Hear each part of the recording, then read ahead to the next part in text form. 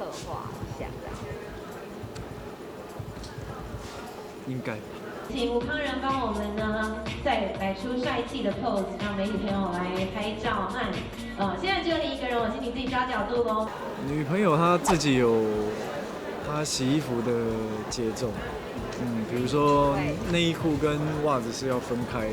那可能以往我自己生活会比较节省分类这个举动，但现在不会了，现在会分开。所以他看不下去，有被你。对，他看不太下去，是有一点带着愤怒的看不太下去。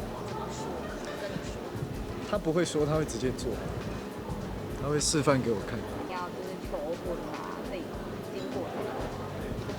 这女生对女生来说，应该是最重要的时刻。我还是会希望认真一点。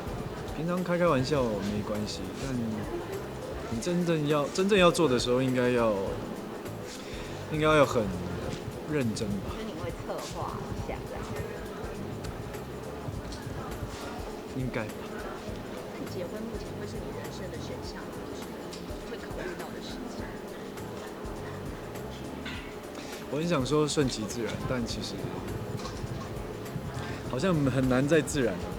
现在这个年纪，所以放在心里重要的选项。讨论跟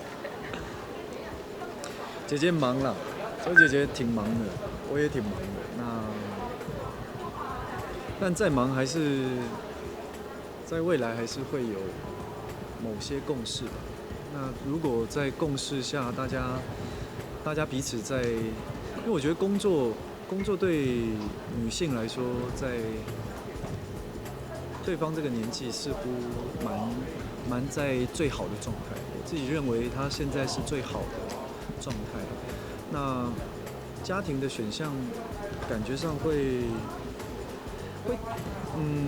我也是个演员嘛，所以我可以理解，在某些好的状态的时候，其实是需要很全心投入在工作的。所以同理可以觉得，如果某些选项会打乱别人工作，总是会觉得可惜，替他可惜一下。可是并没有真的这么做。而且这个东西是互相的，我相信一定会有一个解决的方法。我也是粉丝啊，我也是他粉丝，所以我很期待他有更好的作品被看到。